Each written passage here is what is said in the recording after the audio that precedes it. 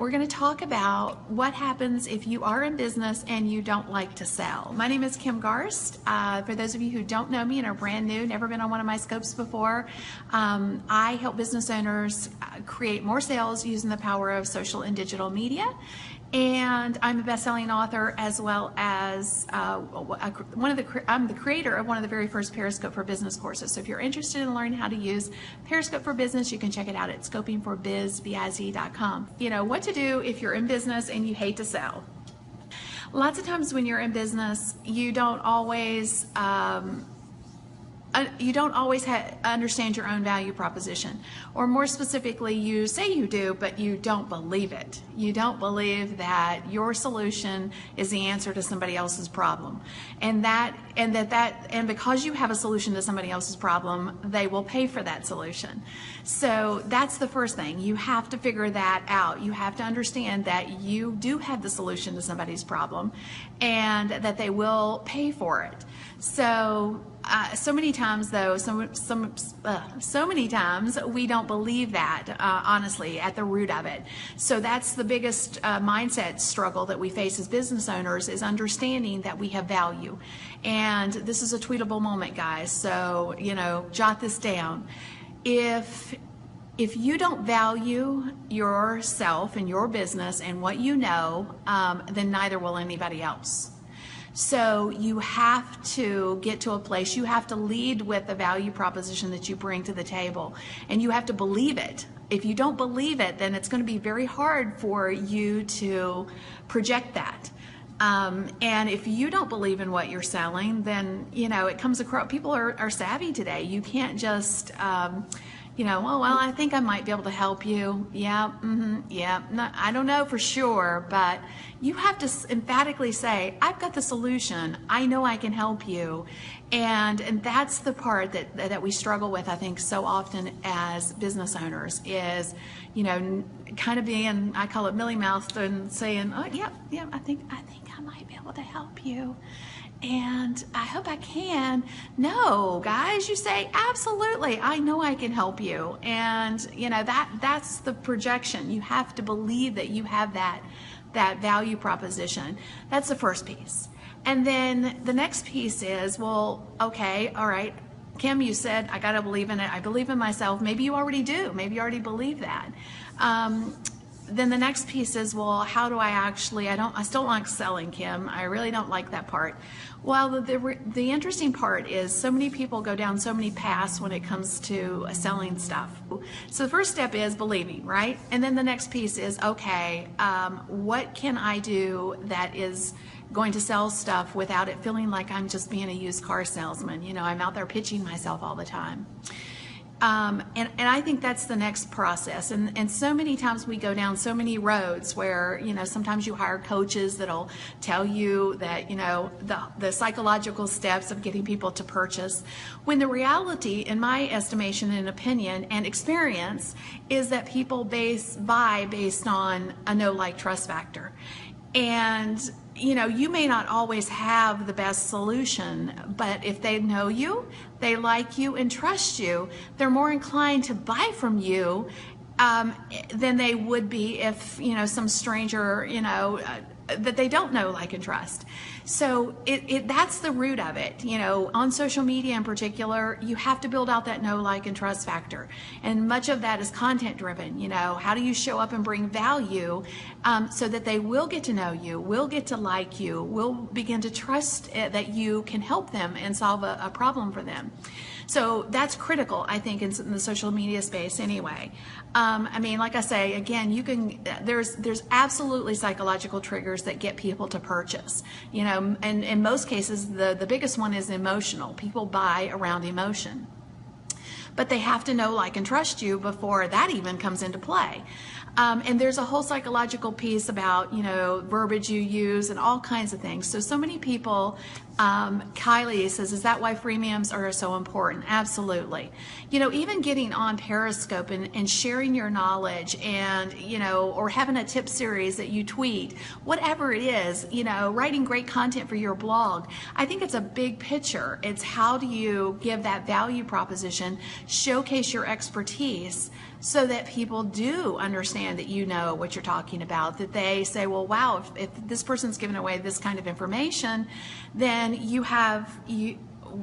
there's more, I'm more willing and likely to know, like, and trust them if that's the case. So to continue on though, it is giving value first, especially in the online space, because there's so many people out there today. There's so many options. You have to show up. You have to be value-based, and before people build that, they have that sense of know, like, and trust for you. And then, for me, I always lead with the value and with the expectation. Without the expectation of reward. So that's another tweetable moment.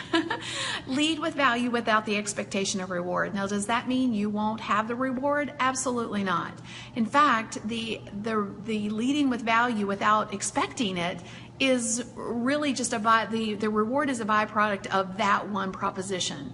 So if you'll just lead with value and know that that value proposition is going to create an opportunity for a sale sometime in the life of your business, and it's hard for a lot of people to really wrap their heads around. They're like, well, how much do you give? And, where do you stop? So you have to, but again, that's the first piece. How do you stand out, and be different from everybody else? And so many times people get so wrapped up in, I can't give that away because, they won't ever buy from me. I don't think you can outgive your business, guys, or outgive your sales more specifically. So it goes back to that, showing up, giving value. And then for me, and I just want to share this with you guys because, like I said, a lot of people buy on emotion, but connecting and building that know, like, and trust factor has been my secret sauce. It's been the way that I have been able to create a sales. For me, I lead with value without that expectation of reward. I get up every day and say to myself, what can I do today that is going to give value to somebody else? And simply knowing that one proposition or leading with that one proposition has, given me an opportunity to grow my business beyond my wildest dreams. And so I'm not a salesperson. I'm not. So how do I sell if I'm not a salesperson? And I think for me, it has been that I kind of have an equation. Guys, be okay with knowing that you're not a salesperson, first and foremost. So many times we stress over, I'm not a salesperson. How can I be in business? I don't know what I'm doing. And we get so wrapped up in that we, one, forget to tell people we have something for sale because we think we're not salespeople. So the big thing is you just got to be yourself and be okay with who you are, and then bringing that value to the table and letting the value sell for you.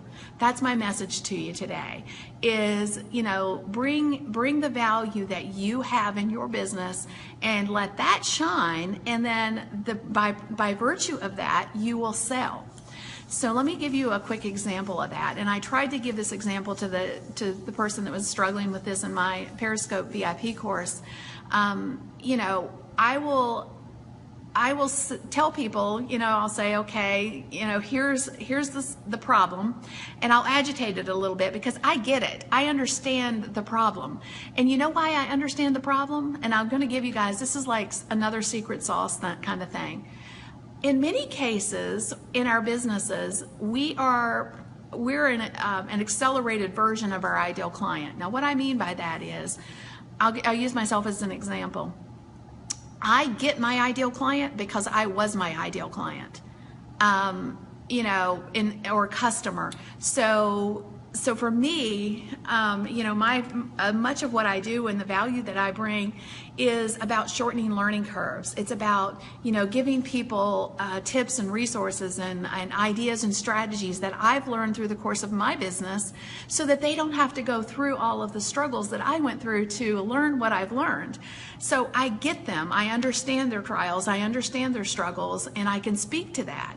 So for me, it's been about, in most of your cases, I would say, so many times you are basically a previous version of your ideal client. I'm sorry, a more accelerated version. In other words, your ideal client is a previous version of you.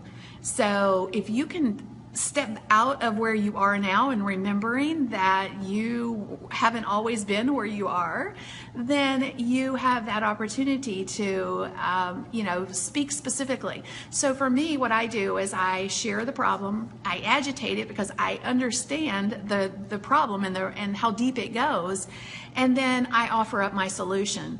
And I give people a way to buy, and it's that simple. I don't try to pitch people. I'm not trying to convince people. I'm not trying to say you've got to buy this or you're just going to be, out. No, my focus is again, saying, okay, here's your problem. I know you got it because, I get it, and I speak exactly to all the things that I know or how that problem is a problem for them. Man, say that 3 times fast. And then, I give them a solution to the problem. Again, guys, like for me, I sell normally I make anywhere from 3 to sometimes 7 sales every time I am on Periscope. And I do it very casually. I don't get on Periscope and say, buy my course or my product or my service.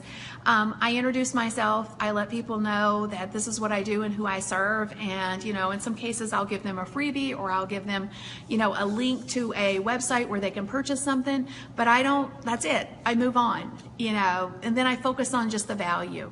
Well, guys, I will talk to you later. Have a great rest of your Saturday or Sunday if you're starting your Sundays.